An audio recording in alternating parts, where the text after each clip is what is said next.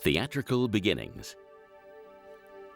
In a lifetime comprising a mere 32 years, Bruce Lee revolutionized the world of martial arts through his profound teachings and philosophy, and created a legacy through his work in motion pictures that has evolved into a legend.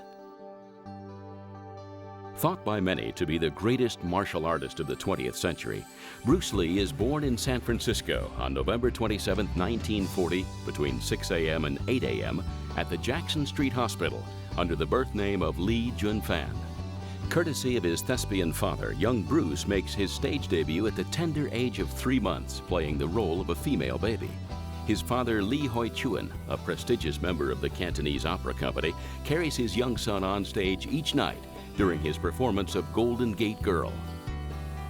In 1941, when Bruce is only 1 year old, he returns with his parents to the family home in Kowloon, Hong Kong. The modest second-story apartment at 218 Nathan Road is Bruce's home for most of his formative years. By the age of 6, Bruce begins to develop the charisma and confidence that later makes him a star, and he appears in his first major childhood movie, The Beginning of a Boy, in 1946. Later in the same year, Bruce performs in The Birth of Mankind, My Son Ah Chuan, and goes on to make over 20 movies before commencing his studies at LaSalle College in 1952.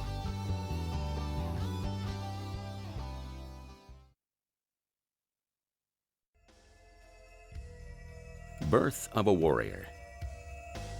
1953 is a pivotal year in the life of Bruce Lee. After losing a street fight with a local gang, Bruce begins to train in the art of Wing Chun under famed Sifu Yip Man. His natural speed, timing, and acute mental focus guarantees that Bruce excels in this complex and exacting art. In fact, his precocious talent develops so quickly that despite numerous other encounters with street gangs, Bruce never again loses a fight. As well as indulging his passion for the martial arts, Bruce also begins taking cha-cha lessons in 1954 at the age of 14. The dance is popular amongst local teenagers at the time, and Bruce not only goes on to win the Crown Colony Cha-Cha Championship in 1958, but also breaks the hearts of many local girls. As well as his achievements on the dance floor, 58 is also notable as the year when Bruce defeats reigning 3-year champion Gary Elms in the Hong Kong Boxing Championships, putting to practical use the combat theory he has devised with Sifu Yip Man. Like many Hong Kong teenagers of the time, Bruce becomes caught up in the turf wars which surround the illicit activities of the local street gangs. Participating in numerous street fighting incidents, Bruce soon comes to the attention of the police. Terrified that their son will forever become embroiled in a life of crime, Bruce's mother and father decide that he should visit San Francisco, the place of his birth, to claim his American citizenship and finish his education.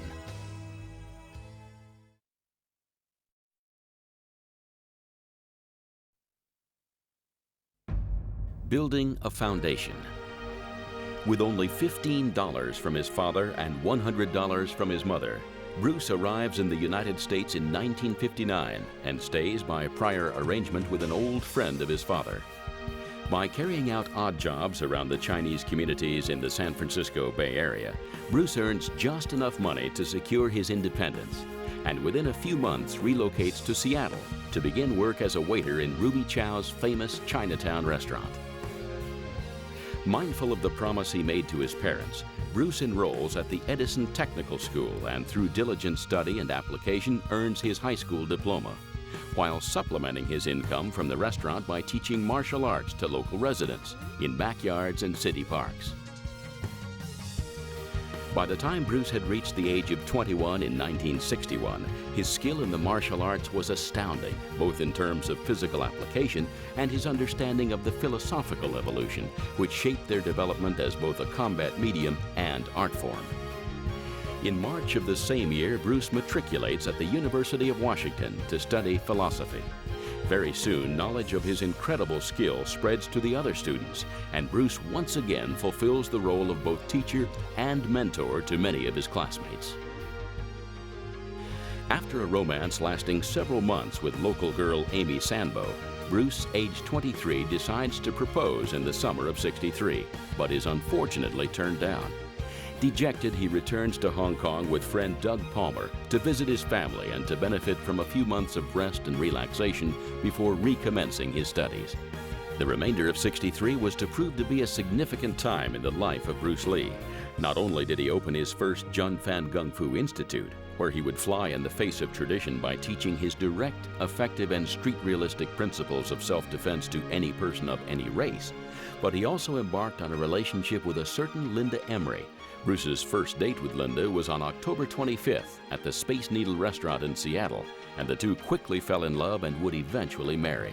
Encouraged by Linda, Bruce moved his Jun Fan Gung Fu Institute to 4750 University Way near the university campus, and benefited greatly from a major influx of students who became interested in his teachings and principles of self-defense. In 1964, aged 24, Bruce meets Jun Rhee, the man considered by many to be the father of Taekwondo in America. The two men would go on to develop a lifelong friendship based on their respect for each other's abilities. And Rhee subsequently invites Bruce to appear at tournaments in Washington and other locations throughout the United States to demonstrate his breathtaking skills.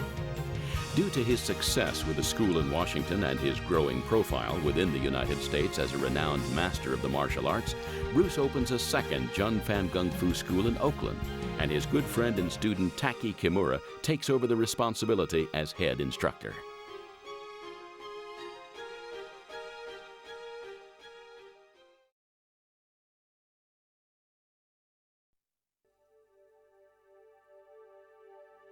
Breaking the mold. On August 2, 1964, Bruce performs at the International Karate Championships in Long Beach, California, at the invitation of Kenpo legend Ed Parker. Bruce mesmerizes the audience with his feats of superhuman ability, including the performance of a series of 2-finger push-ups and the incredible 1-inch punch. The 1-inch punch is a technique which Bruce developed with student James DeMille, which effectively allowed him to position his fist 1 inch away from the torso of an opponent, and with a short, focused strike, propel him backwards several feet through the air, seemingly without effort. Present at the groundbreaking demonstration was Jay Sebring, hairstylist for the popular Batman TV series starring Adam West and Burt Ward. Sebring was so impressed with Bruce's physical prowess and magnetic charisma that he immediately put him in touch with Batman producer William Dozier. Dozier invites Bruce to LA to take part in a screen test for his forthcoming TV series, The Green Hornet. After a passionate whirlwind romance lasting less than a year, Bruce proposes to Linda, and the couple marry on August 17, 1964, and move to Oakland, California.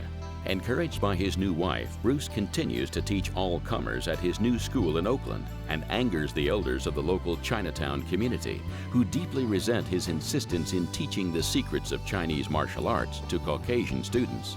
Consequently, the elders nominate Wong Jack Man, a local Gung Fu expert, to challenge Bruce to a contest. For both fighters, the stakes are high.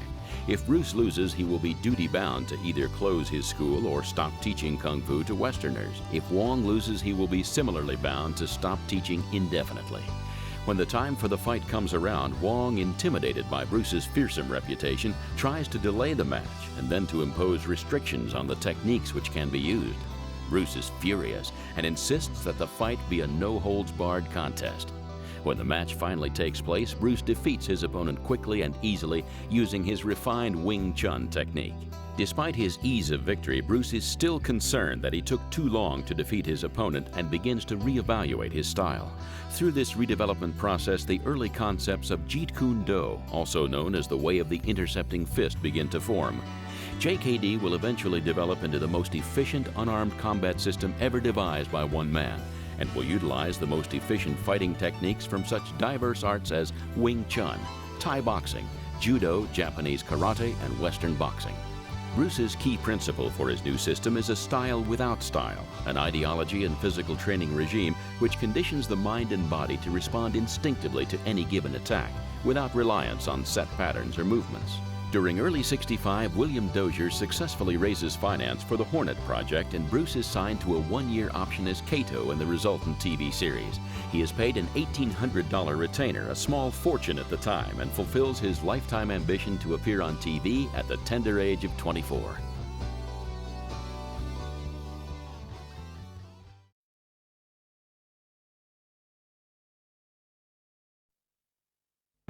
The Wilderness Years. On February 1st, 1965, Linda gives birth to their first child, Brandon Bruce Lee. Bruce is delighted at the prospect of fatherhood and develops a close bond with his young son, which lasts throughout his lifetime. Tragically, only 7 days later, Bruce receives news from Hong Kong that his father has passed away. Grief-stricken, Bruce flies alone to Hong Kong to attend his father's funeral. He then uses his advance from producer Dozier to fly himself, Linda, and Brandon back to Hong Kong to settle the affairs of his father's estate. After spending time with his grieving mother, Bruce returns to the United States in September of '65. He settles in Seattle before relocating with his family to an exclusive apartment on Wilshire and Gailey in Westwood, Los Angeles. During early 1966, Bruce finally begins work as Kato in the Green Hornet TV series, earning $400 per show over 26 episodes, with a 2-part guest slot added into the Batman show.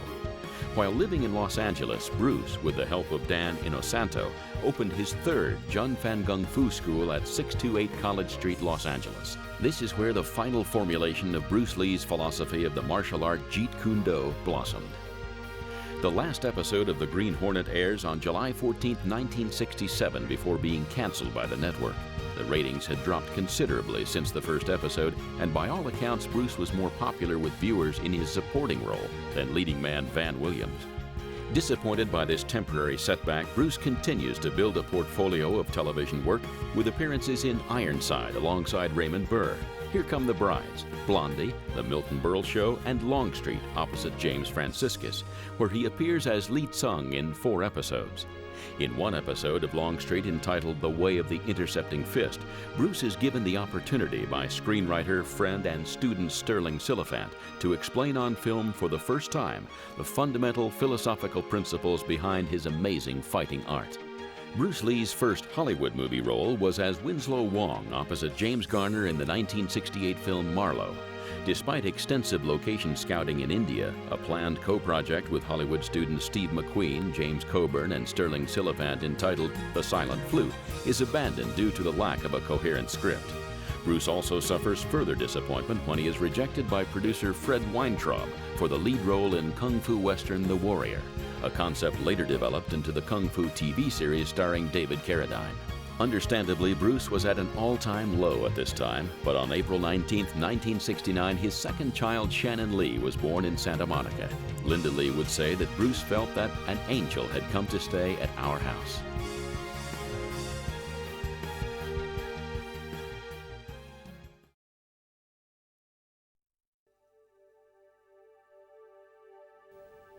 Creating a legend. Bitterly disappointed with Hollywood, Bruce visits Hong Kong with his son Brandon in 1970 and is enthusiastically greeted by the local media community as the star of the Green Hornet. After a stunning appearance on a local TV show where Bruce performs a demo of his art, breaking 4 consecutively placed boards and 1 hanging in the air, he is courted by local film and TV producers. After rejecting an offer from Run Run Shaw at the legendary Shaw Brothers Studios to sign a 7-year contract on a salary of $2,000 per film, Bruce accepts a part from fledgling producer Raymond Chow to star in his new project The Big Boss, due to start production in Thailand. This first Hong Kong-produced Bruce Lee film was a massive hit and outgrossed The Sound of Music, taking more than $3.5 million in its first 3 weeks of release. Bruce becomes a star literally overnight, captivating audiences with his magnetic charisma, brutal physicality, and a level of martial artistry which was light years ahead of any other screen star working in the business at the time. After the amazing success of Boss, Bruce is given a larger salary, a bigger budget, and more directorial control for his next project, Fist of Fury, which went into production in 1971. In what many enthusiasts consider to be the ultimate martial arts movie, Bruce plays the fictional character of Chen Jun, a student of legendary real-life martial artist Fok Young Gap. In an emotive rollercoaster storyline of friendship, betrayal, revenge, and deadly confrontation, Lee is a true force of nature. He battles against Japanese imperialist forces determined to subjugate his people and close down his school. In each of the incredible fight scenes, Lee's execution of technique is exemplary, whether fighting unarmed or with the weapon that would become synonymous with his image, the deadly nunchaku. As a painful side note, Bruce's techniques were so powerful that student Bob Baker received a serious chest injury during the filming of his climactic encounter with Bruce despite wearing a protective shield under his shirt. Fist literally took Asia by storm, and Bruce became a megastar in Hong Kong, unable to walk the streets of Kowloon for fear of being mobbed by hordes of adoring fans.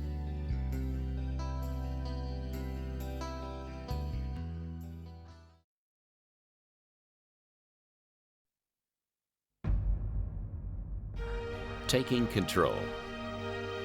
For his next production, Way of the Dragon, which also heralded his directorial debut, Bruce forms his own production company, Concord, with co-partner Raymond Chow.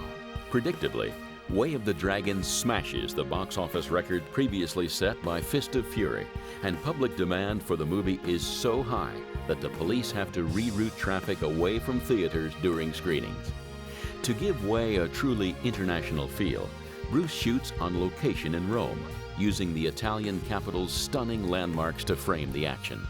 In addition, rather than using the Hong Kong fighters so familiar to local audiences, Bruce enlists the services of friend and karate legend Chuck Norris to appear as his nemesis in the deadly climactic confrontation set in Rome's ancient Colosseum. This incredible one-on-one encounter stands as one of the most skillful and realistic fight scenes ever committed to celluloid. It is a lasting tribute to the outstanding abilities of both men. Way of the Dragon also allowed Bruce to take the application of his trademark weapon, the nunchaku, even further than in Fist of Fury. In an amazing scene at the back of the restaurant, Lee dispatches his attackers using not one, but two sets of nunchaku simultaneously. Using a concept first conceived during location scouting for the silent flute in India, Bruce begins work on The Game of Death in August 1972. The premise of the movie is of three fighters fighting their way up a multi-floored pagoda. To pass from one floor to the next, each fighter must defeat a master of a particular style.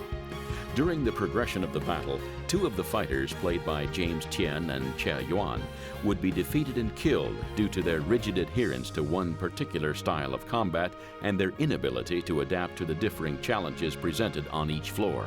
The Ultimate Warrior, played by Lee, a fluid fighter unrestricted by an adherence to any one particular style, would, on the other hand, successfully defeat each subsequent master before gaining enlightenment after victory on the floor of the unknown. Tragically, after filming a number of electric scenes with Eskrima expert and senior Jeet Kune Do instructor Dan Inosanto, Hapkido master Jihan Joy, and 7'6" basketball sensation Abdul Karim Jabbar, Bruce was never to complete the project due to his untimely death. The 15 minutes or so of footage which has survived prove that Game of Death could have been Lee's finest work. An explosive nunchaku battle with Danny Inosanto and the remarkable David and Goliath confrontation between Bruce and Jabbar are years ahead of their time.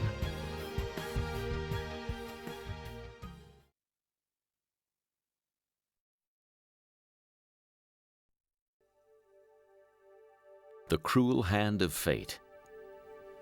While working on The Game of Death, Bruce is offered a Hollywood contract with Warner Brothers to make Enter the Dragon. Bruce signs and makes the most successful martial arts movie of all time. The choreography on display is inspired.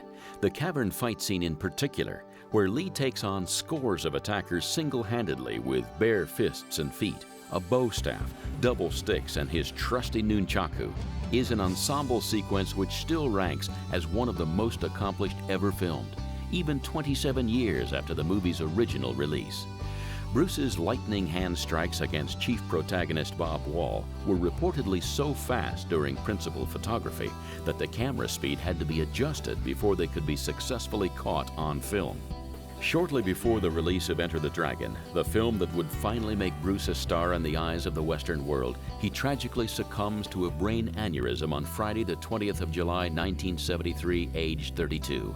His death is allegedly the result of a reaction to meprobabate contained in a tablet for headaches called Equagesic. Bruce dies in the Queen Elizabeth Hospital in Hong Kong.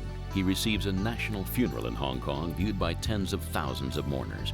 Bruce is also given a private burial at Lakeview Cemetery in Seattle on July 31, 1973, attended by Linda, the children, plus close relatives and friends, including Steve McQueen and James Coburn.